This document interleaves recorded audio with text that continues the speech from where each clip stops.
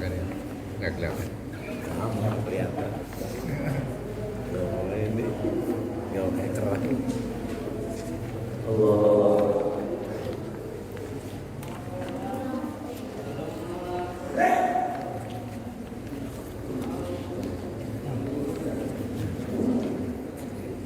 Assalamualaikum warahmatullahi wabarakatuh. Waalaikumsalam warahmatullahi wabarakatuh. Alhamdulillahilladzi hadana li hadza wa ma kunna linahtadiya laula an hadana Allah. Asyhadu an la ilaha illallah wahdahu la syarika lah. Asyhadu anna Muhammadan 'abduhu wa rasuluhu la nabiyya ba'dah.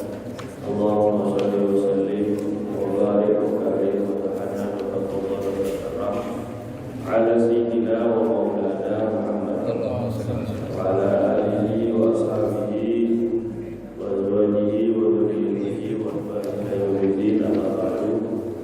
Subhanaka la ilma lana illa ma 'allamtana innaka antal 'alimul hakim. Wa ma as'alukum 'alaihi ajran in ajriya illa 'ala Allah alladzi fatarani rabbil 'alamin. Bapak-bapak, ibu yang Allah Subhanahu muliakan, Allah Subhanahu wa taala sudah menetapkan bahwa kebahagiaan kita, kesuksesan kita itu hanya ada pada amal-amal. Dari sejak zaman Nabi Adam sampai nanti hari kiamat, kebahagiaan kita hanya satu, Pak. Tidak diletakkan pada harta benda, tidak diletakkan pada kecantikan dan ketampanan, tidak diletakkan pada kekuatan fisik, tapi diletakkan hanya pada iman dan amal soleh. Dari dulu sampai sekarang sampai nanti hari kiamat, ini ketetapan Allah. Maka Allah Subhanahu wa taala janjikan, wa man zuhziha 'anil nar wa man zuhziha 'anil nar wa udkhilal jannata faqad faz. Siapa yang dilindungi dirinya dari neraka dan dimasukkan ke dalam surga, maka dia pasti beruntung. Menang itu, beruntung itu, hoki itu kalau bebas dari api neraka. Selama belum bebas dari api neraka, maka kita belum beruntung, Bapak. Walaupun punya duit miliaran, triliunan, walaupun jabatannya tinggi, yang walaupun dikagumi orang banyak, walaupun subscribernya banyak, kalau seandainya belum bebas dari api neraka, maka belum beruntung. Karena keberuntungan itu kalau sudah pasti nanti masuk ke dalam surganya Allah Subhanahu wa taala. Di bulan Ramadan ini Allah Subhanahu wa taala sangat mudahkan sekali kita untuk mendapatkan keagungan beruntung ini. Ini betul-betul dzalikal fawzul 'azim, keberuntungan yang besar yang dibesarkan oleh Zat yang Maha Besar. Dia Allah Subhanahu wa taala yang tahu mana yang baik, mana yang buruk. Ternyata menyatakan bahwa masuk surga itu keberuntungan yang besar.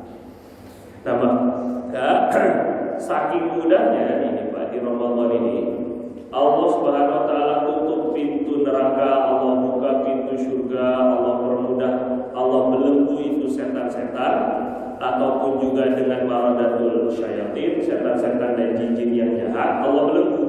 Ini sebagai bentuk bantuan daripada Allah Subhanahu wa taala. Kalau selama ini kita siang subuh kesiangan misalnya, biasanya nyalahin setan. Setan ini gara-gara setan saya kesiangan. Tapi kalau Ramadan masih subuhnya kesiangan, mau nyalahin siapa, Pak? Setannya udah dibelenggu, Pak, karena kitanya udah kesetanan. Sehingga satu-satunya musuh kita di bulan Ramadan ini hanya nafsu kita sendiri. Sehingga Allah permudah ini untuk kita beramal di bulan Ramadan. Seseorang itu, Pak, amal dan perbuatannya tergantung kepada keyakinan, kepercayaan dan keyakinannya.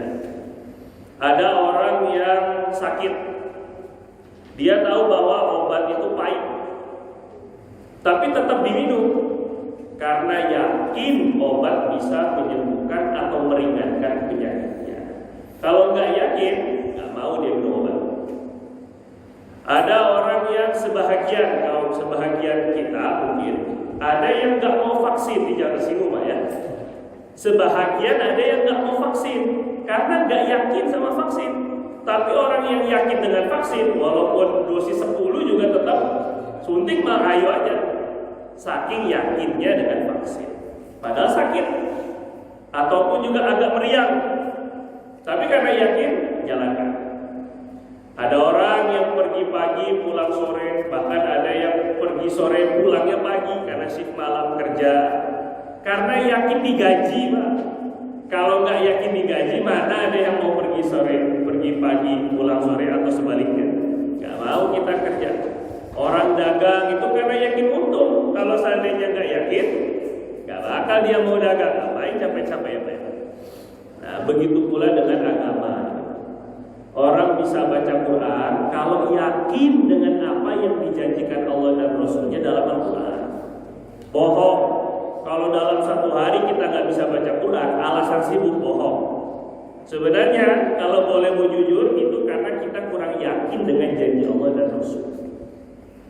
Orang bisa sholat berjamaah itu karena yakin dengan janji Allah dan Rasul. Bohong kalau seandainya alasannya sibuk, bohong. Orang status Facebooknya aja update terus. Orang selalu senantiasa online ini gimana ini? Terus sibuk, terus bilang sibuk lagi. Orang masih bisa tidur. Maka orang yang bisa puasa ini pun juga kalau yakin dan beriman, percaya dengan janji Allah. Makanya ayat tentang puasa itu didahului dengan ya ayyuhalladzina amanu kutiba alaikumusiyam. Bisa diwajibkan puasa itu kalau sudah beriman, sudah yakin dengan janji Allah dan Rasulnya. Baru selama 14 tahun pertama Nabi 13 tahun di Mekah itu nggak ada kewajiban puasa, Pak. Nggak ada. Setelah Nabi hijrah 1 tahun pertama itu baru diwajibkan puasa 1 hari oleh Nabi. Puasa hari Asyura 10 Muharram. Itu 1 tahun pertama. Karena melihat orang Yahudi, kalian kenapa puasa di hari 10 Muharram, hari Asyura? Kata mereka, ya kami puasa untuk syukur. Sebab Nabi Musa diperintahkan diselamatkan oleh Allah di hari ini. Fir'aun ditenggelamkan Allah pada hari Asyura. Maka kami puasa untuk bersyukur kepada Allah atas kemenangan Nabi Musa dan kekalahan Fir'aun. Akhirnya Nabi Rasulullah SAW menyuruh para sahabat untuk ngikutin Yahudi. Kata Nabi, nahnu ahaqqu aula minkum bi Musa. Kami lebih layak untuk mensyukuri atas kemenangan Nabi Musa daripada kalian. Karena Nabi Musa itu juga nabinya kami. Nabi kita, Nabi Musa itu. Tidak ada nabi yang paling banyak diceritakan dalam Al-Quran melebihi Nabi Musa. Nabi Musa paling banyak diceritakan. Nah, maka Rasulullah perintahkan para sahabat untuk puasa 1 hari aja di hari Asyura. Setelah datang turun perintah untuk puasa Ramadan, maka puasa di hari Asyura hukumnya sunnah. Jadi sehingga saat ketika kita puasa Asyura, Nabi bilang tukafirus sanatal madiyah, akan mengampuni dosa 1 tahun yang telah lalu kalau puasa 1 hari Asyura. Ini puasa sunnahnya apa? Mengampuni dosa 1 tahun. Gimana puasa Ramadan? Kira-kira jelas gak nih Pak ya? Puasa Asyura yang tadinya cuma ikut-ikutan orang Yahudi aja, itu mengampunkan dosa 1 tahun sebelum kita. 1 tahun sebelumnya, dari Asyura ke Asyura berikutnya sebelumnya. Bagaimana dengan Ramadan yang benar-benar sudah wajib? Pahala antara yang wajib dengan yang sunnah itu bandingannya minimal 70. Jadi 1 hari Bapak puasa Ramadan diampuni 70 tahun dosa. Itu 1 hari. Gimana 30 hari? 210 tahun itu minimal. Allah karim. Gimana nggak enak ini Pak ya? Kalau Allah pertemukan kita bulan Ramadan, mungkin di antara saudara-saudara kita yang sebelumnya tahun kemarin masih bersama kita. Tahun kemarin mungkin masih sahuran bersama, masih sholat jamaah bersama, masih kajian bersama, masih arisan bersama, masih ketemuan, masih lebaran bareng. Sekarang udah nggak ada. Bapak ingat-ingat coba kira-kira mungkin tetangga, mungkin pasangan hidup, mungkin orang tua, mungkin mungkin juga dengan bibi sanak famili, bibi, pamannya, adik-beradiknya, kakaknya. Kalau tahun kemarin masih ada, sekarang sudah nggak ada. Kira-kira apa saya tanya? Mereka yang sudah mendahului kita, tahu nggak kalau Ramadan tahun 1442 tahun kemarin adalah Ramadan terakhir untuk mereka? Demi Allah nggak tahu. Nggak tahu. Demi Allah mereka nggak ngerti kalau Lebaran kemarin itu Lebaran terakhir buat mereka. Begitu juga buat kita. Sama Pak, nasib kita sama mereka itu nggak jauh beda, tinggal nunggu saja. Jadi sehingga bisa saja Ramadan tahun ini juga Ramadan terakhir untuk kita. Ini penting untuk ibrah ya. Kalau seandainya bisa, ini kalau saya yakin seyakin-yakinnya, seandainya Allah perdengarkan jeritan dan juga permohonan orang-orang yang ada dalam kubur saat ini, mereka ingin jadi seperti Bapak.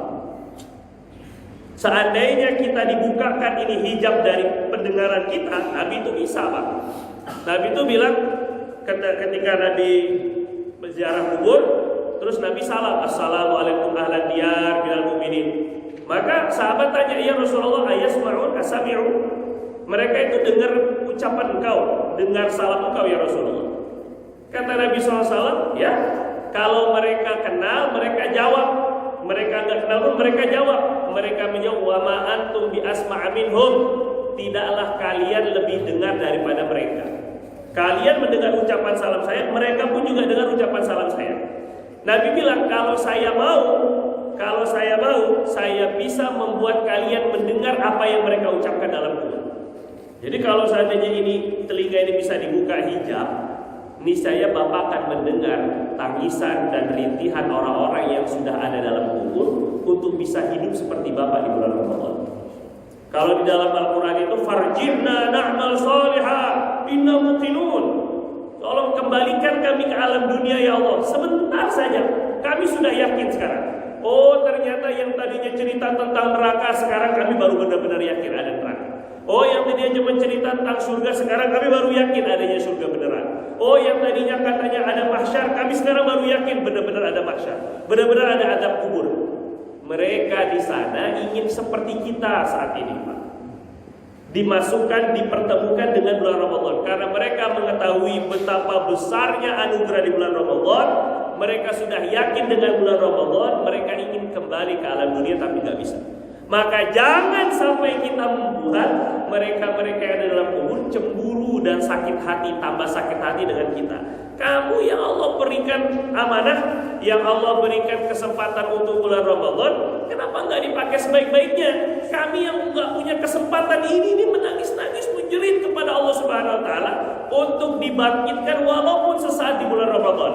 Tetapi justru kita yang berada di bulan Ramadan malah asyik hanya dengan tidurnya, masih dengan gamenya, masih dengan nontonnya, masih dengan hobi gibahnya dan sebagainya. Na'udzubillah min dzalik, justru akan mencemburui dan akan pasti menyakitkan perasaan mereka-mereka yang ada di alam kubur. Seperti halnya Bapak, mungkin ada sebahagian orang yang gak mampu untuk belajar karena keterbatasan biaya. Sedangkan ada orang-orang yang punya biaya nggak mau belajar. Begitulah lebih kurang ketika kita cemburu, kita sangat ingin belajar kemana-mana tapi nggak punya biaya, nggak bisa sekolah gara-gara nggak ada biaya. Sedangkan orang yang punya biaya nggak mau sekolah, malas-malasan, tentu hati kita akan tergores, Pak. Ya Allah Karim, saya capek-capek nyari biaya sampai putus sekolah demi adik-adik saya. Dia yang punya harta, yang punya kemampuan, yang punya duit, ternyata nggak mau sekolah. Pasti kita akan tersinggung dan tergores. Begitulah lebih kurang perasaan ahli kubur saat ini. Ketika melihat kita-kita yang tidak semangat, sedangkan mereka sudah tidak mendapatkan kesempatan yang sama seperti kita. Maka kita ingin Ramadan kita pada tahun ini dan tahun-tahun berikutnya, semoga Allah sampaikan, itu menjadi pembersih. Walillahi fi kulli lailatin min layali Ramadan utaqa minan nar. Allah Subhanahu wa taala setiap malam memiliki dan menentukan hamba-hamba yang dibebaskan daripada api neraka. Setiap malam, wadzalika kullu laila, wadzalika kulla laila. Setiap malam Allah Subhanahu wa taala menentukan dan memiliki hamba-hambanya yang sudah dipastikan bebas daripada api neraka. Maka jangan sampai tidak menangis di bulan Ramadan. Jangan sampai kita tidak merintih di bulan Ramadan. Jangan sampai kita tidak berdoa, Allahumma inni as'aluka, Allahumma inna nas'aluka ridhoka wal jannah wa na'udzubika min sakhatika wan nar. Rintihan kita di bulan Ramadan, malam khususnya malam bulan Ramadan, meminta, mengampu, mengemis kepada Allah Subhanahu wa taala seperti halnya seorang kriminal yang sudah divonis hukuman mati oleh sang hakim meminta ampun. Semestinya seperti itu. Kita tahu lah Pak ya, dosa masa kita, dosa yang kita sembunyikan, dosa yang orang lain nggak tahu. Saya berpakaian seperti ini, na'udzubillah min dzalik, banyak kotornya, banyak dosanya, banyak kekurangannya.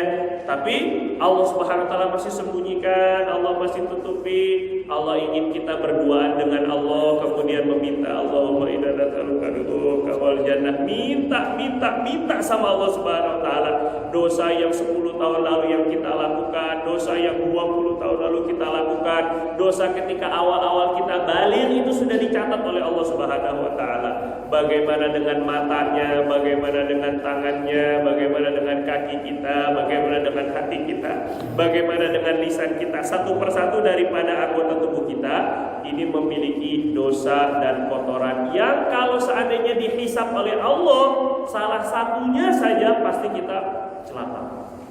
Seandainya Allah hisab satu saja daripada dosa kita, kita nggak bakal selamat. Pasti jeblos ke dalam neraka. Na'udzubillah min dzalik. Maka kesempatan Ramadan pada kali ini kita manfaatkan sebaik-baiknya, insya Allah. Maka pada pagi hari ini untuk menyempurnakan puasa kita, ini selain dengan iman dan yakin, sebelum Ramadan, setiap Ramadan itu Nabi SAW memperlihatkan dan juga menyampaikan tentang keutamaan bulan Ramadan untuk meningkatkan keyakinan kita terhadap Ramadan. Maka selain dengan keyakinan, kita juga iringi Ramadan kita ini dengan ilmu, dengan niat yang sungguh-sungguh untuk kita memperbaharui atau memuliakan bulan Ramadan dengan amalan-amalan. Sekali lagi Pak, seorang amal seseorang, perbuatan seseorang tergantung yakin. Jadi bohong sekali kalau seandainya bilang saya yakin dengan surga tapi nggak beramal, bohong. Nggak mungkin. Saya yakin sekali dengan neraka tapi tetap maksiat, bohong. Berarti masih ada keyakinan yang belum penuh, yang belum full. Nah maka kita ingin Ramadan kali ini semoga Allah tingkatkan iman dan yakin kita sehingga kita mampu untuk beramal. Di dalam lembaran yang Bapak pegang itu, minta maaf sekali Pak ya, kecil-kecil sekali. Ini memang untuk mata-mata yang masih muda ya Pak ya. Kalau yang sudah tidak terlihat berarti ya saya minta maaf. Nanti untuk lembar yang pertama itu sebenarnya saya bagikan ke semua masjid-masjid, santri-santri, tempat-tempat saya mengajar khususnya, dan di grup-grup WhatsApp kayak saya bagikan PDF. Ini amalan yang di depan, yang paling depan. Itu amalan adalah langkah konkret, langkah nyata kita dalam mengisi bulan Ramadan. Mungkin bapak-bapak masih ingat sebahagian dari kita ketika masih SD, ketika masih MI, itu disuruh ada buku monitoring, buku catatan evaluasi amalan di bulan Ramadan. Biasanya nggak dengerin ceramah, terus kemudian setelah selesai kultum tarawih, anak-anak pada ngerubutin, pada minta tanda tangan karena ini buat nanti laporan ke gurunya. Kalau mereka yang tidak dihisab, belum dihisab, dosa sekalipun mereka tidak dihitung oleh Allah Subhanahu wa taala, ternyata disuruh untuk latihan dengan cara mengevaluasi amal. Evaluasi itu hisab, itu evaluasi, audit. Bagaimana dengan kita-kita yang sudah pasti ditulis dan dicatat amalan kita oleh Allah Subhanahu wa taala, tentu lebih sangat membutuhkan dengan evaluasi amal yang semacam ini. Kalau seandainya Bapak enggak kebaca, saya baca sedikit-sedikit dulu Pak ya. Bismillahirrahmanirrahim. Saya baca biar Bapak yang enggak ini saya kirim share PDF-nya. Silakan nanti diperbesar, ini fotokopi diperbesar juga bisa. Silakan aja Bapak fotokopi sebanyak-banyaknya, keluarga-keluarga Bapak pun juga boleh, silakan, halal. Pertama, melakukan sunnah bangun tidur ini sebenarnya diamalkan dari tadi. Nah, ini tanggal 1 tadi malam, maghrib maksudnya ya. Melakukan sunnah bangun tidur, hamdalahnya, doanya, usap mata Pak, sunnah Pak. Jangan salah ya, bangun tidur itu usap mata. Jadi nggak ada istilah orang muslim tuh belekan, ijo-ijo, nggak ada. Jadi setelah bangun tidur, usap matanya, ini sunnah. Baca alhamdulillah, doanya, niat hidup dalam ibadah. Jangan lupa tidak niat, jangan sampai tidak niat. Kita usahakan bangun tidur, niat. Saya niat hidup dalam ketaatan kepada Allah. Sehingga walaupun kita mati belum beramal apapun, Allah catat sebagai syahid fisabilillah. Kemudian mandi wajib, apa pula ini kan? Mandi wajib sebelum subuh. Jika hadas besar di malam harinya, jangan salah. Ini bukan berarti nanti di checklist tiap hari mandi wajib aja kerjaannya. Nah, bukan. Ini maksudnya kalau bagi bapak-bapak yang punya pasangan, bagi bapak-bapak yang punya istri, maka kalau seandainya berhadas malam itu halal Pak, jangan salah. Puasa itu bukan hanya siang Pak. Puasa itu siang aja, malam jangan puasa. Nah, jadi uhilla lakum lailatas siyamir rafatu ila nisaikum. Dihalalkan oleh Allah kalian berjumpa ataupun juga bergaul dengan istri di malam hari Ramadan. Itu boleh. Dan selayaknya bahkan khawatir nanti Ramadan siangnya malah berpikiran macam-macam. Jadi lebih baik malamnya diselesaikan lah, begitulah lebih kurang ya Pak ya. Maka mandi wajib sebelum subuh. Walaupun boleh mandi wajibnya itu setelah adzan subuh baru mandi boleh, nggak jadi masalah. Puasa diawali itu dari subuh, puasa tuh Pak diawali dari subuh. Jadi kalau seandainya setelah subuh Bapak dalam keadaan junub pun juga sah-sah saja puasanya. Karena syarat puasa tidak haid, tidak nifas, tapi tidak disyaratkan harus bebas dari junub. Orang junub boleh puasa. Jelas siapa ya? Orang junub boleh puasa, tidak terharam oleh puasa. Tapi sunnahnya mandi wajib sebelum adzan subuh. Kemudian sunnah-sunnah di kamar mandi, masuk kaki kiri, basmalah dulu, doa masuk WC, istinja dengan tangan kiri, buang air kecilnya, duduk, jongkok. Apalagi buang air besar. Jadi jangan bertanya Pak, ini buang air kecil jongkok, kalau buang air besar gimana? Lebih belepotan lagi kalau seandainya Bapak mau buang air besarnya berdiri kan. Nah ini wudhu dengan, jadi nggak ada lihat, wah saya kan laki-laki, jadi buang air kecilnya berdiri. Nah, Rasulullah SAW Sayyidul Rijal, beliau pimpinan para laki-laki, tapi ternyata buang air kecilnya jongkok. Jadi sunnah kita buang air jongkok. Orang yang buang air kecil berdiri terus, ini khawatir juga terkena prostat. Wudhu dengan sempurna setelah buang air kecil, wudhu dengan sempurna dengan sunnah-sunnahnya saya pernah praktekin di sini. Keluar kaki kanan, kemudian doa keluar WC. Ini setiap masuk WC diamalkan. Tapi di sini hanya satu kolom, satu. Sholat tahajudnya boleh diniatkan tambah sholat tarawih. Sholat tahajud Pak, Bapak di malam-malam bulan Ramadan ini boleh diniatkan tambahan sholat tarawih. Usolli sunatan tahajud wa tarawih. Jadi tarawih yang di masjid berapa? 8, 20. Kita boleh tambah tahajudan sendiri nanti di rumah, tambah 2, tambah 4, tambah 6, tambah 8, terserah Bapak. 100 pun juga boleh. Bagus. Ditarik hadrul maut, sholat tarawihnya 100 rakaat. Terus kemudian makan sahur dan mengakhirkannya. Jadi sunnahnya makan sahur tuh di akhir, jangan di awal-awal. Jangan jam 3 udah makan sahur. Akhirnya kekenyangan, kok kayak dingin-dingin ini, pules, lama-lama ngantuk tidur. Subuhnya jam 7, la ilaha illallah. Semangat sahur, subuhnya malah kesiangan, la ilaha. Makanya jangan sampai sahurnya terlalu malam. Begitu juga yang bangunin sahur. Kadang-kadang ada sahur keliling, bagus.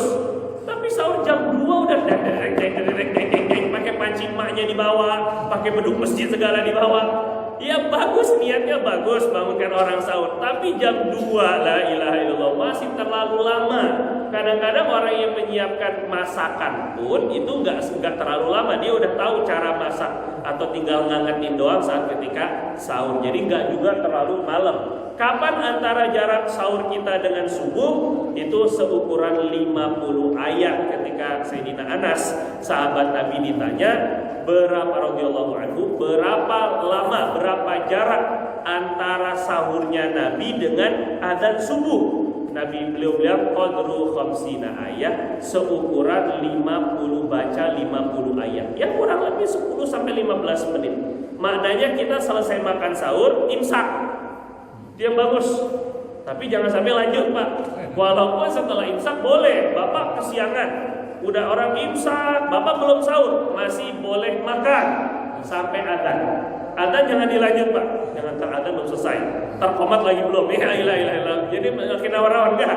Jadi setelah adzan udah Allahu Akbar, berhenti semuanya.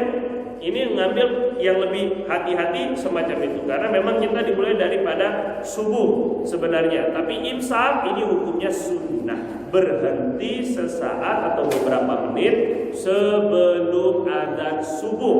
Waktu sikat gigi itu pada waktu imsak. Jadi nanti ketika pagi-pagi Bapak nggak usah sikat gigi lagi, nggak perlu khawatir bekas-bekas odol itu tertelan karena sudah sikat gigi sebelum subuh. Terus kemudian sunnah-sunnah makannya dipelihara. Duduk, bismillah, doa, cuci tangan, tangan kanan 3 jari kalau bisa, niat ibadah. Ini sering dilupakan. Makan gak niat.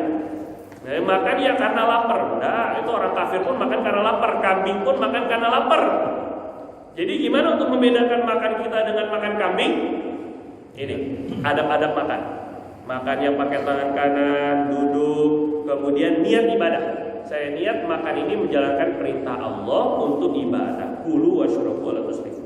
Makannya berjamaah. Bisa satu nampan itu lebih bagus. Satu piring berdua, satu piring bertiga itu afdal. Itu paling ahabbu ta'ami ilallah, kata Nabi. Makanan yang paling dicintai Allah adalah makanan maka surat alaihil ayadi, yang paling banyak tangan makan di dalam. Jadi semakin banyak tangan semakin bagus. Sepiring berdua lah sama istrinya atau sama anaknya pakai nampan, ini bagus. Kalaulah belum terbiasa, kadang-kadang ada yang makan pakai nampan tuh jijik. Biasanya bekas ayah nggak mau misalnya gitu kan. Sebenarnya makan berjamaah ini luar biasa, Pak. Nanti akan membuat kesatuan hati di antara keluarga. Tapi kalau saya belum terbiasa pun minimal makan berjamaah dengan waktu yang bersama-sama. Jadi itu juga makan berjamaah, waktunya barengan, walaupun piringnya beda-beda, tapi makannya bareng-bareng. Itu juga insya Allah termasuk makan berjamaah, makan bersama. Kemudian hamdalah setelahnya dan cuci tangan. Sholat sunnah qobliyah subuh, kalau seandainya berhasil, Bapak nanti checklist. Ini buat satu orang satu, Pak, bukan satu berdua sama istri. Enak aja Bapak yang tahajud, istri yang subuh, nanti checklist dua-duanya. Bukan begitu, enggak. Satu orang, satu kertas. Bapak boleh nanti kertas satu, fotokopi, perbanyak, anaknya, istrinya, abangnya, istri satu, istri dua, istri tiga, itu juga boleh. Jadi satu orang satu ya Pak ya. Sunnah qobliyah subuh.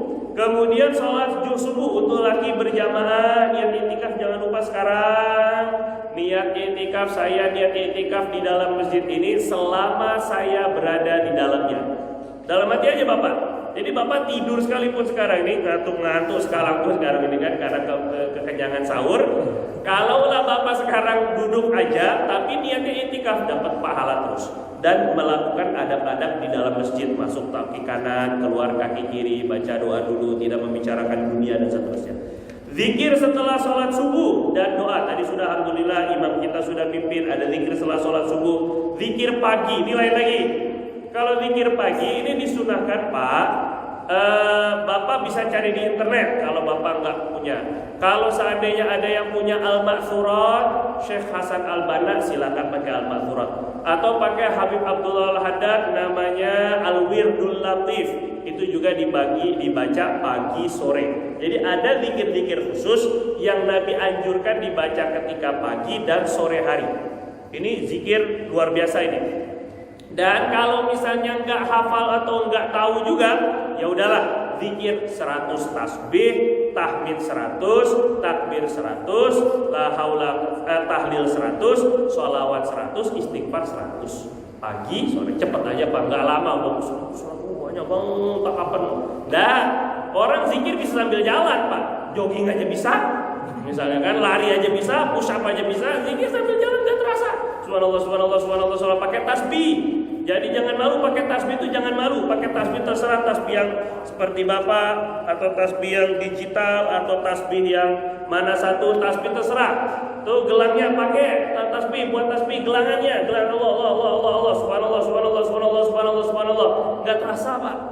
Nah, ini satu amalan yang ringan tapi pahalanya luar biasa. Satu tasbih kata Nabi diganjar satu pohon di surga, yang satu pohonnya tidak bisa dikelilingi oleh kuda tercepat selama 500 tahun.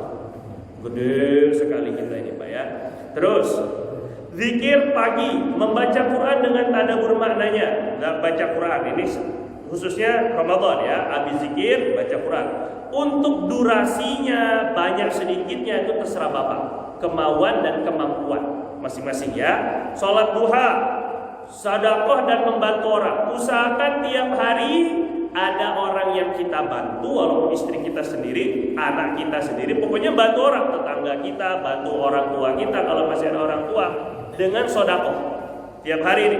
Nanti kalau ini di checklist. Kita nggak mau cuman sekedar ahli zikir, ahli ibadah, ahli ilmu, tapi pelit. Nah, kata Nabi, al-bakhilu al-jahilus sakhi ahabbu ilallah minal alimil bakhil. Orang yang bodoh tapi dermawan itu lebih Allah cintai daripada orang yang pintar, orang yang berilmu tapi pelit. Ini bahaya ini kan. Al-sakhi qaribun minallah. Orang yang dermawan itu dekat dengan Allah, dekat dengan surga, dekat dengan manusia, jauh daripada setan. Terus setiap hari Pak, kita usahakan sedekah dan membantu orang, insyaallah. Insyaallah. Kemudian taklim. Nah ini Bapak yang ngaji checklist berarti. Yang tidur jangan, setengah aja checklist. Gitu ya. Jadi yang taklim, ngaji, belajar agama, pokoknya usahakan setiap hari kita nambah ilmu agama. Sekarang ini bisa lewat YouTube, silakan, lewat Instagram, Facebook, silakan. Boleh langsung lebih afdol baca fadilah amal, silakan. Pokoknya tiap hari kita nambah ilmu agama. Tiap hari, bagaimana usahakan tiap hari kita menambah ilmu agama. Dakwah wa tabligh, menyampaikan agama dan mengajak orang taat kepada Allah. Ngajak Pak, ayo kita sholat, itu namanya dakwah sudah. Sebenarnya, namanya dakwah itu ngajak. Boleh ngajak secara langsung, kita jauhlah, kita datang ke tetangga-tetangga kita. Boleh juga lewat status, boleh juga lewat WhatsApp, boleh. Dulu Nabi juga ngirim surat ke raja-raja, dakwahnya pakai surat, pun juga itu dakwah, artinya ngajak. Yang penting pokoknya mengingatkan orang taat kepada Allah. Itu status WhatsApp Bapak isinya jangan hanya keluhan aja. Baterai habis, bikin status WhatsApp. Baterai habis, ya ces lah, ngapain dibikin status? Sakit misalnya, pusing nih, pusing ya minum obat, ya berobat, ngapain bikin status? Bodoh amat orang itu ya. Jadi nggak perlulah kita menyatakan atau mengeluhkan keadaan kita di status WhatsApp, itu tidak perlu. Ngeluhnya itu kepada Allah. Di status kita, di handphone kita, gunakan untuk mengingatkan Allah dan hari akhirat. Gimana caranya? Setiap hari kita dakwah mengajak orang untuk taat kepada Allah. Bagi yang bekerja atau berdagang, jadi jangan salah, tetap niatkan untuk ibadah. Ini yang lupa kerja saja, cari duit semata-mata itu aja, bukan nyari ridho Allah. Ini Allah suruh famshu fi manakibiha, suruh jalan di muka bumi untuk cari wa batahu min fadlillah. Terus kemudian yang bekerja atau dagang niatnya jangan lupa qailulah. Saya yakin ini pasti di checklist. Tidur siang. Tidur siang ada, tidur sore ada, tidur pagi ada, tidur 11 subuh juga ada gini kan. Bukan qailulah lagi ini kan. Qailulah banyak banget nih ya. Qailulah tidur siang ini sunnah. Tapi jangan lupa niatnya untuk membantu kita ibadah, menguatkan puasa kita, menguatkan baca Quran kita, menguatkan kita untuk bangun malam. Itu qailulah dapat pahala. Boleh tidurnya sebelum zuhur, boleh setelah zuhur qailulah itu ya. Kemudian sholat qobliyah zuhur, walaupun 2 rakaat terserah, berapa rakaat terserah. Sholat zuhur sama zikir setelah sholat zuhur doanya. Sholat ba'diyah zuhur, baca Quran lagi.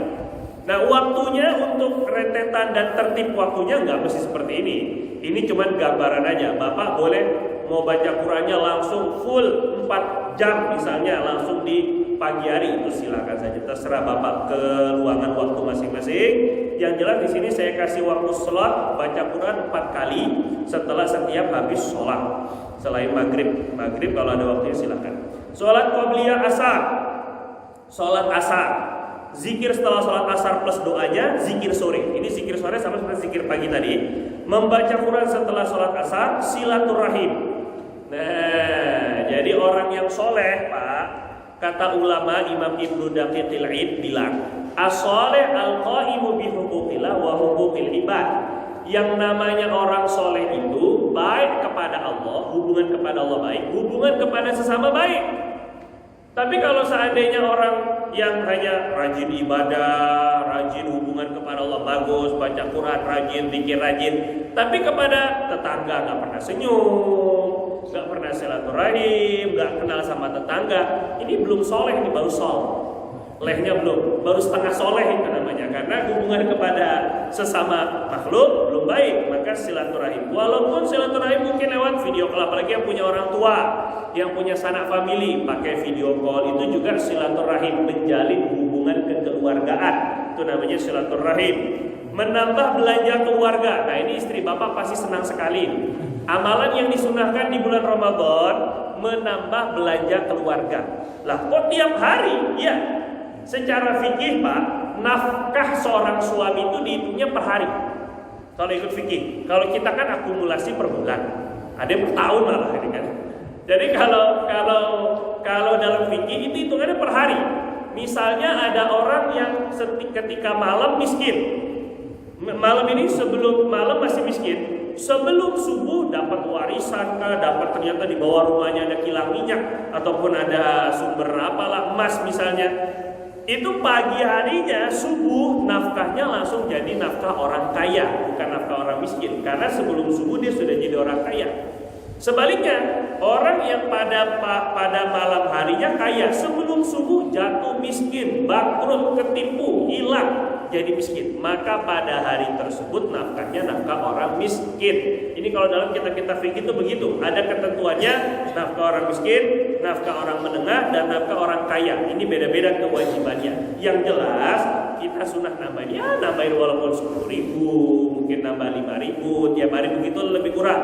Mungkin ngasih jajan anak lebih, ini juga namanya menambah belanja keluarga. Dan bapak nggak perlu takut, janjinya Nabi salah satu support daripada Allah, wa yuzadu fihi rizqul mu'min, akan ditambah rezeki orang beriman di bulan Ramadan. Tenang saja, bapak nggak perlu risau.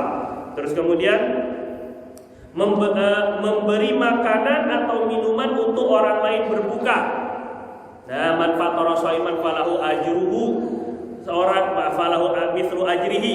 Orang yang memberikan bukaan kepada orang lain yang sedang berpuasa, gini Pak, yang dapat pahala memberi bukaan itu yang makanannya dipakai buat ngebatalin. Misalnya bapak ngasih air, ya, kemudian dia pakai air ini buat berbuka, bapak sudah dapat pahala orang yang puasa ini tanpa mengurangi pahala dia, walaupun hanya air, karena air itu yang dipakai untuk berbuka. Jadi kalau ngasih makan itu pahalanya beda lagi. Pahala membukakan orang puasa seperti dapat pahala orang yang berpuasa. Pahalanya itu seperti pahalanya orang yang berpuasa. Bagaimana cara dapatnya? Cara dapatnya adalah dengan cara membukakan. Jadi kalau saya suka ngasih saran kepada teman-teman, kalau kita suka bikin buka bersama nih kan, ketika buka bersama kita dibagiin mungkin air, mungkin kurma, mungkin apa, gorengan, itu sudah makanan khas itu ya. Jadi saat ketika sudah dibagikan makanan kita atau kita sudah ambil, itu jadi hak kita. Bagaimana agar kita tidak hanya menerima bukaan aja, tapi kita juga ingin dapat pahala memberi bukaan orang lain. Gak mesti banyak, walaupun satu orang. Caranya gimana? Kita punya kurma 3, dapat kurma 3. 1 kurma kita kasih kawan kita. Kawan kita ngasih kawannya lagi, kawannya ngasih kawannya lagi. Jadi satu jamaah semua yang berbuka berjamaah tadi itu menggunakan kurma hasil pemberian kawannya. Dapatlah mereka pahala saudaranya. Paham nggak Bapak kira-kira ini? Nah, tapi Bapak jangan minta. Saya mana? Oh ini Bapak nggak ikhlas berarti ini kan? Nggak begitu.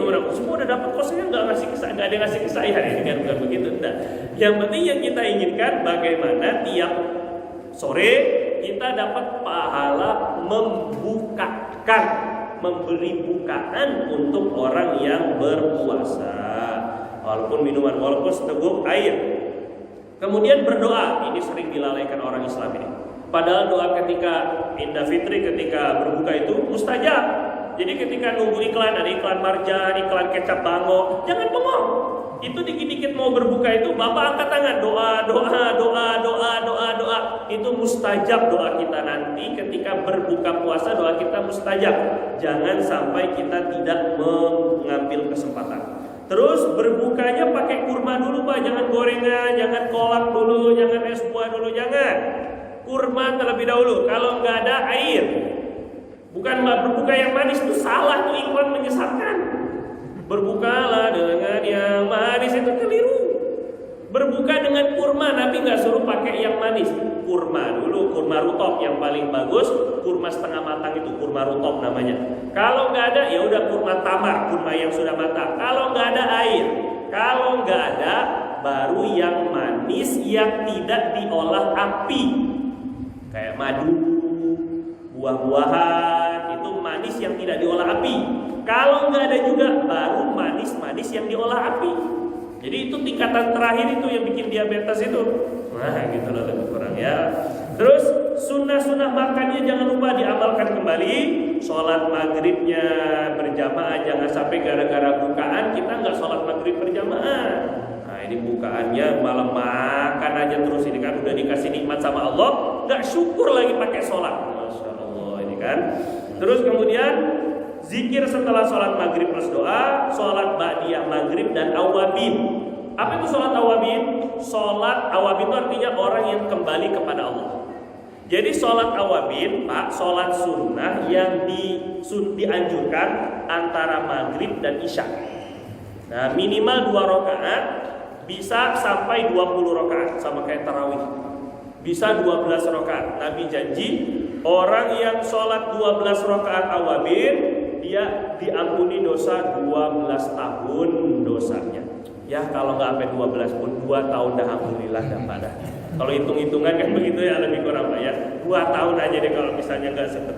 Kalau masih malas juga ikut fikih, bisa niatnya digabung pula sama ba'diyah maghrib. Jadi sholat ba'diyah maghrib itu usolli sunnatan ba'diyatal maghrib wal awabin. Gabung masuk. Wal hajah, sholat hajat juga digabung juga jadi satu. Boleh. Itu saking mualesnya itu Pak. Mazhab ini mazhab al-Malasi lah pokoknya kan. Pokoknya nggak apa-apa. Tapi boleh. Mazhab Syafi'i begitu boleh ya Pak ya. Niatnya digabung antara ba'diyah maghrib, awabin sama hajat. Itu boleh digabung semuanya. Terus kemudian mandi setelah maghrib. Nah ini sunnah Pak ya. Tapi saya niat mandi untuk melakukan sunnah bulan Ramadan. Jadi setiap malam Ramadan maghrib itu sebelum sholat tarawih kita sunnah mandi sehingga tarawihnya kita lebih seger. Yang jadi masalah mandi ya, tarawih mah kabur. Ini mah sama aja bohong ya. Terus kemudian tapi tetap dapat sunnahnya. Sholat isya berjamaah untuk laki-laki, zikir setelah sholat isya plus doa. Ba'diyah isyanya jangan lupa, ba'diyah isya sama tarawih lebih besar ba'diyah isya Pak pahalanya, jangan salah. Jadi ini ba'diyah enggak tarawih ya bagus, tapi kurang afdol karena nyari yang lebih kecil pahalanya ya. Sholat tarawih, sholat witir boleh witir di sini sebelum tidur sebagaimana biasa setelah tarawih, boleh witirannya nanti setelah tahajud, baca Quran lagi. Lebih afdol baca Qurannya di dalam tarawih. Jadi bacaan tarawih itu Pak yang paling afdol bukan kulhu dari al-hakumut wal asri kulhu. Yang lebih afdol kalau mau mengikuti sunnah Nabi SAW itu dibacanya berlanjut dari awal juz. Dari awal juz 1 terus sampai khatam. Nah tapi kan kita nggak kuat nih satu malam satu juz ya, wallahu alam lah kan bapak kan. Ya saya juga wallahu alam. Kalau saya jadi imam berani satu juz, tapi kalau jadi makmum wallahu alam lah kan pak. Jadi kalau seandainya kita nggak kuat satu juz, nggak apa-apa, disiasati. Sekali lagi kita punya siasati saja. Kalau nanti bapak misalnya ini kalau boleh, ini kalau usul ini kalau di sini kulhu. Oh tadarus, nah ini bagus. Jadi misalnya malam pertama kita baca juz pertama, ya mungkin cuma 2 halaman dari 8, yaitu cuma setengah muka surat, berarti cuma 4. Cuma 1, 2, 3, 4, 5, 6, 7, cuma 2 lembar, 4 halaman. Karena satu rakaatnya cuma setengah halaman, paling cuma 3 ayat, 4 ayat. Kalau ayat pendek-pendek ya 10 ayat. Nggak lama, nggak jauh beda sama kulhu tadi. Tapi lebih afdol yang ini. Nanti yang 2 lembar sisanya biar imam yang baca, yang sendiri aja dia. Gitu biasanya gitu. Atau kita baca tadarus ramai-ramai untuk melanjutkan 1 juz malam. Jadi setiap malam begitu, akhirnya pada malam terakhir kita bisa khataman. Itu yang lebih afdol ya. Terus kemudian selanjutnya meninggalkan hal sia-sia, caci maki, gibah dan maksiat lainnya. Nah, ini bukan kalau maksiat dicak checklist. Salah nih, salah. Gibah checklist. Tadi gibah enggak? Iya, gibah sekali checklist. Caci maki checklist, bukan begitu enggak? Bohong checklist. Meninggalkannya. Kalau dalam 1 hari enggak melakukan hal-hal yang disebutkan atau enggak melakukan maksiat tadi, maka baru Bapak checklist. Kalau lepas sekali ngomongin orang, berarti nggak boleh checklist sudah. Walaupun tadi cuma sedikit doang ngomongin botak misalnya gitu doang, itu tetap udah terlanjur namanya, bapak nggak bisa checklist. Terus kemudian ini justru yang menjadi barometer puasa kita tuh ya ini. Kemudian menyenangkan keluarga, dan ini juga sama. Bagaimana khairukum, kata Nabi, khiyarukum li ahli. Sebaik-baik kalian itu yang paling baik kepada keluarganya. Wa ana khairukum li ahli. Aku ini orang yang paling baik kepada keluarga aku. Kadang-kadang Nabi bermain sama Hasan Husain, kuda-kudaan, nggak usah perlu jaim, jaga image. Nggak, kalau dengan keluarga nggak jadi masalah. Walaupun ngobrol nemenin anak main, ngobrol dengan anak, musyawarah dengan keluarga. Yang penting mubah, bukan perkara haram ya Pak ya. Atau dengerin cerita curhatan istri, itu juga udah menyenangkan Pak. Jangan salah ini ya. Jadi ngobrol bersama istri itu juga disunahkan, sehingga kita baik hubungan kepada Allah, baik hubungan kepada makhluk. Melakukan sunnah-sunnah sebelum tidur, wudu dulu, taubat terlebih dahulu, zikirnya, doanya, maafin orang. Sebelum tidur saya, ya Allah maafkan orang-orang yang menzolimi saya, yang secara sengaja tidak sengaja, yang ketahuan yang tidak ketahuan. Niat tidur untuk menguatkan diri beribadah serta i'tikaf di 10 hari terakhir nanti bulan Ramadan insya. Sini bukan i'tikaf Bapak? Bukan, insya Allah nanti di 10 terakhir i'tikaf. I'tikaf itu nginep, i'tikaf itu ya tidur Pak. I'tikaf nggak tidur tuh ya bagaimana ini kan? I'tikaf itu sampai Nabi itu nggak mau keluar rumah hanya untuk nyisirin rambut, minta Siti Aisyah nyisirin dari dalam. Jadi beliau rumah di samping masjid. Jadi untuk menyisir rambut beliau minta Siti Aisyah untuk menyisirkan, tapi dari dalam. Beliau hanya ngeluarin kepalanya aja, saking nggak mau keluar masjid. Itu maksudnya. Dan Siti Aisyah bilang selama i'tikaf Nabi hanya untuk hajat-hajat yang mendesak, buang air, baru keluar masjid, mau makan, karena dulu makannya kadang-kadang diantar di dalam masjid, kadang-kadang di luar. Tapi usahakan untuk kita i'tikaf. Ya setidaknya, saya belum siap karena ada kerja. Ya kerja dari masjid nggak jadi masalah sebenarnya. Maksudnya keluarnya itu dari masjid, dari berangkat itu dari masjid nggak jadi masalah. Insya Allah kita lihat i'tikaf di 10 malam terakhir khususnya mencari Lailatul Qadar. Nggak sampai 2 halaman. Jadinya ini untuk fikihnya saya bacakan sedikit saja. Hal yang membatalkan puasa: 1 murtad, 2 2 haid nifas itu salah fotokopi lagi kan Pak Santri kan, salah fotokopi, jadi nggak masalah, nanti Bapak bisa fotokopi dari sini. Di halaman 44, hal yang membatalkan puasa itu yang lebih penting ya Pak ya. Murtadnya haid nifas dan melahirkan, orang melahirkan batal puasanya ya. Kemudian gila, jadi haid nifas walaupun dikit lagi mau maghrib keluar darah, akhirnya keluar darah, batal, tetap wajib diulang dan diqodho Pak ya. Terus kemudian gila walaupun sebentar. Tadi ngapain tadi? Gila, barusan ada. Berarti ya apalagi gila dunia ya. Ini gila ini kan. Walaupun sebentar, gilanya tetap batal puasanya. Terus kemudian pingsan atau mabuk sepanjang waktu puasa. Jadi kalau gila pingsan tidur nilai Pak ya. Kalau gila sesaat saja putus Ramadan puasanya batal. Kalau pingsan sepanjang dari sebelum subuh pingsan bangun-bangun setelah maghrib, ini sama sekali nggak ada waktu untuk dia puasa, baru nggak sah. Jelas ya. Tapi kalau pingsan dari sebelum subuh, sebelum adzan maghrib kok bangun. Nah ini pingsan yang menyenangkan. Kalau seandainya ada kok pingsannya kayak di timing gini kan, diwaktukan gini kan. Sebelum adzan maghrib dia bangun, aduh aneh pingsan. Wah kan nggak dosa, karena nggak sholat tuh nggak dosa, karena juga pingsan, tapi sah puasanya. Yang penting malamnya udah niat ya, sah puasanya. Jadi yang penting sesaat sebelum maghrib dia dapat waktu untuk puasa itu udah sah. Atau pas siang bangun pingsan lagi, yang penting ada bangunnya. Pingsan sama mabok, begitu juga sama. Kemudian kalau tidur ini walaupun dari tidur sebelum subuh, bangunnya setelah maghrib baru bangun, ini sah puasanya. Walaupun nggak bangun sampai udah kayak mumi, bangunnya sama sekali nggak bangun sama sekali. Nah ini hukum puasanya sah. Jadi kalau gila sesaat batal. Kalau pingsan ada waktu sesaat saja baru sah puasanya. Kalau tidur walaupun nggak ada waktu bangunnya sepanjang hari puasa itu dia tidur, puasanya tetap sah. Jima dalam keadaan sengaja dan tahu keharamannya tanpa paksaan, ini jelas membatalkan puasa. Nah ini nomor 6 ini ya. Ini Bapak nggak ada di situ, saya bacain. Sampainya zat cair atau padat. Ini hal yang membatalkan puasa itu zat cair atau padat. Berarti gas enggak? Ya, gas. Bau kentut batal? Enggak. Bau kentutnya bau pizza misalnya, ini tetap aja Pak ya, tetap enggak batal. Zat cair atau padat yang membatalkan itu. Kemudian masuknya ke dalam rongga perut atau rongga otak. Ini rongga otak nih namanya.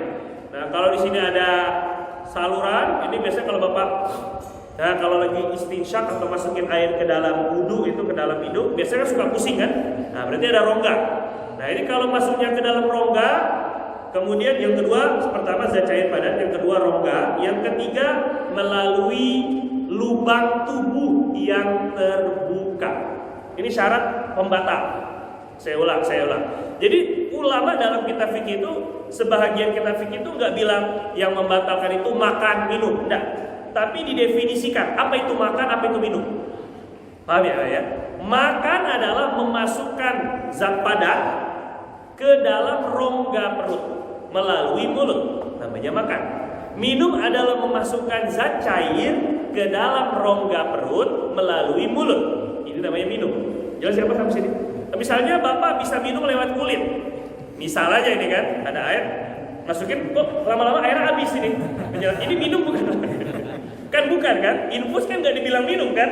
Nah, jadi didefinisikan oleh ulama yang membatalkan itu memang makan dan minum. Tapi apa itu makan, apa itu minum? Nah, maknanya memasukkan zat cair, zat padat ke dalam ke dalam rongga. Saya sebutin rongga ya.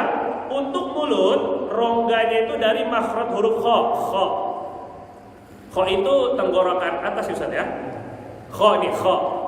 Kalau selama di mulut belum batal. Jadi kalau seandainya ada ibu-ibu yang nyicipin makanan dulu, tapi nggak ditelan, hanya di mulut aja, nggak sampai makhraj kha, maka belum batal. Ya, makhraj kha ini patokannya kha ini paling atas. Jelas ya Pak ya? Ini rongga mulut atau rongga ke perut. Kemudian kemudian untuk hidung yang disebut dengan rongga itu setelah masuk khaysyum, pangkal hidung. Nah ini pangkal. Tapi kalau ngupil doang ini nggak batal. Karena belum sampai kecuali ngupil sampai otak mungkin. Ini sampai rongganya di pangkal hidung. Makanya nggak boleh ngilik-ngilik. Nah kemarin itu PCR-nya, kemudian apa namanya? Itu swabnya itu sudah difatwakan MUI halal, boleh. Jadi saya nggak tahu jawab itu, yang jelas MUI udah bilang begitu, boleh. Jelas itu kan, kita ikut MUI aja lah begitu ya. Kata MUI nggak apa-apa, itu diperbolehkan. Yang jelas kalau ikut standar fikih memang sampai pangkal hidung. Lebih dari pangkal hidung, apalagi seperti masukin air ke hidung sampai pusing, nah itu jelas batal. Jadi hati-hati Pak ya. Kecuali Bapak udah hati-hati banget gini-gini doang wudunya. Sunnah tetap kita sunnah masukin air ke hidung tapi di luar doang. Ternyata tetap masuk ke dalam. Padahal cuma gini-gini doang. Saking hembusannya mungkin terlalu kencang hisapannya tetap masuk, ini nggak batal. Tapi kalau kita sengaja kemasuk batal. Jadi hati-hati Pak ya. Jadi hanya di luar aja. Ini untuk hidung sampai sini. Kemudian rongga berikutnya dubur. Nah, dubur itu bahagian rongga adalah yang tidak tersentuh oleh tangan ketika jongkok. Jadi ketika jongkok, Bapak pegang itu punya Bapak, bukan punya orang ya kan, dubur ini hanya di luarnya aja, ini nggak batal. Tapi kalau masuk, nah ini batal. Hati-hati, makanya ketika istinja luarnya aja, yang penting luarnya itu bersih. Yang kelihatan saat ketika jongkok itulah yang masih tidak rongga. Masuk ke dalam rongga. Jelas siapa ya? Jadi masukin apa sesuatu, benda padat, benda cair ke dalam situ batal tetap. Kemaluan perempuan pun juga sama. Jadi saat ketika dia jongkok, bahagian yang terpegang dengan tangan itu belum rongga, masuk ke dalam rongga. Nah, jadi tidak boleh juga itu masuk ke dalamnya. Begitu juga misalnya kalau di sininya di perutnya mungkin ada lubang, masukin ke dalam itu pun juga membatalkan. Untuk telinga bagaimana? Untuk telinga ini ada perbedaan pendapat ulama, Pak. Karena memang menurut Imam Ghazali telinga ini nggak ada ininya, tidak ada rongganya, dia tertutup sebenarnya. Ujung itu gendang telinga rapat sebenarnya begitu Pak. Makanya hanya kotoran aja. Jadi menurut pendapat yang mengatakan bahwa telinga itu tidak ada rongga, maka tidak membatalkan saat ketika kita mengorek-ngorek telinga. Tapi ada pendapat yang kedua, kalau kita memasukkan tangan ataupun cotton bud melebihi daripada bagian zohir, bagian luar telinga, yaitu yang tidak tersentuh oleh jari. Ini yang tersentuh oleh jari ini bagian luar namanya. Yang lebih dari itu namanya bagian dalam. Nah kalau lebih dari itu bisa membatalkan. Jadi ala kulli hal kita hindari saja, kan ada perbedaan pendapat ulama. Kita hindari jangan mengorek-ngorek telinga saat ketika kita puasa, karena ada yang mengatakan batal. Jelas siapa kira-kira ya? Terus kemudian ya, 1, 2, mata. Kalau mata bagaimana? Mata ini tidak ada lubangnya. Ada lubangnya Pak? Nggak ada.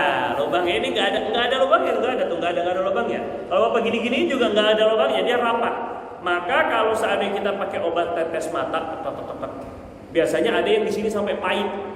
Karena itu obat mata yang sampai terasa pahit itu tetap nggak membatalkan. Karena tidak melalui lubang. Jadi yang membatalkan itu kriteria 3. Zat pada cair sampai kepada rongga yang sudah saya sebutkan, melalui lubang tubuh yang terbuka. Jadi kalau melalui pori-pori, ini bukan lubang tubuh yang terbuka, maka tidak mengapa untuk masuk ke dalamnya. Keluar air mani karena sengaja dengan cara apapun, ini juga membatalkan puasa, atau istimna, atau onani, atau masturbasi. Dan yang terakhir yang membatalkan puasa adalah sengaja muntah. Sengaja sampai muntah, bukan karena muntah mabuk perjalanan, itu nggak sengaja, nggak masalah. Wallahu ta'ala. Ada pertanyaan nggak Pak sampai sini? Ya, Pak Mirba dulu ya, Pak ya. Saya mau tanya Pak, gila sesaat itu yang gimana Pak? Gila sesaat. Saya nggak bisa nyontohin nih Pak. gila sesaat gimana ya? Jadi gini Pak, bisa jadi. Jadi gila itu adalah tertutupnya akal. Ya, tertutupnya akal dengan disertai kekuatan badan. Badannya masih sehat, cuman akalnya ini ketutup. Jadi gila sesaat, ya yang tahu bagaimana gila sesaat hanya orang gila. Dia merasa bahwa dirinya itu tidak sadar. Mungkin dengan kesurupan, itu juga seperti gila sesaat. Kesurupan. Dia nggak sadar kalau dia ngamuk apa segala macam, telanjang, bugil, ternyata saya telanjang. Nah ini kan nggak sadar namanya. Itu juga gila sesaat namanya. Bapak yang di belakang. Tadi yang melakukan puasa cair dan padat ya Pak. Ya. Kalau merokok itu kan tidak cair, tidak. Rokok itu tidak cair, tidak padat, tapi berasa. Gas gitu kan Pak. Ya, dia gas. Yang dimaksud gas itu kalau seandainya ada orang yang pakai apa tuh? Oksigen. Nah itu ya, oksigen itu yang bisa buat oksigen. Kalau misalnya, kalau yang Asma itu. obat asma, kalau ada cairnya itu batal. Bagaimana dengan rokok? Kalau rokok, ulama udah sepakat, bukan lagi ada khilaf ini ya, sudah sepakat membatalkan Pak. Jadi nggak bisa ini kan karena gas ini jadinya nggak batal. Tapi difatwakan ulama ini pengecualian untuk rokok tetap batal. Jadi jasa ini jangan niat ngerokok Pak ya. Gara-gara belajar fikih jadi sableng. Ada pertanyaan lagi Pak? Ya silakan. Berenang. Nah ini dia. Kalau berenang ini hampir sulit tidak masuk air ke dalam lubang-lubang. Nah, jadi beda mandi sama berenang atau menyelam. Kalau menyelam, asal dia tidak masuk air ke dalamnya, silakan. Kalau bisa itu ya, tapi makruh. Berenang bisa memastikan tidak ada air yang masuk ke dalam rongga-rongga yang saya sebutkan tadi, silakan. Kalau bisa berenang yang kayak begitu. Tapi kalau nggak bisa, berarti batal. Ya. Tapi kalau mandi beda Pak. Kalau mandi hukumnya begini. Mandi itu begini ya. Iya. Kalau mandi begini itu namanya berenang lagi namanya ya. Ini mandi memang guyur. Kalau dia mandi itu sekiranya mandi terus masuk air, entah masuk ke telinga, entah masuk ke hidung, entah masuk ke mulut, entah masuk ke dubur, tapi gara-gara mandi bukan gara-gara menyelam, maka dilihat mandinya dulu. Kalau mandinya mandi yang dituntut oleh syariat, seperti mandi sunnah wajib, mandi sunnah Jumat, atau mandi wajib, masuk air nggak masalah. Tapi kalau mandinya mandi biasa, batal. Mandinya bukan mandi yang disunahkan, bukan mandi yang diwajibkan. Terus masuk air ke dalam, makanya hati-hati betul nih ya. Kemudian masuk air ke dalam rongga tadi, maka batal. Itu kalau mandi. Jadi ada perincian hukumnya. Terakhir Pak, vaksin melawan kotor boleh, donor darah juga melawan kotor boleh, cuci darah juga boleh. Jadi itu fatwakan tidak batal ya maksudnya. Tidak sudah difatwakan oleh lajnah atau majelis ulama Mesir, Darul Iftah Mesir, itu diperbolehkan. Donor darah juga boleh. Cukup Pak ya? Wallahu ta'ala a'lam bissawab. Subhanakallahumma wa bihamdika asyhadu an la ilaha illa anta astaghfiruka wa atubu ilaik. Itu saya salah fotokopi, saya nyuruh santri salah itu saya Pak. Boleh ditambah. Boleh diperbanyak, silakan Pak, diperbanyak sebanyak-banyaknya. Kalau Gila sesaat ada mojok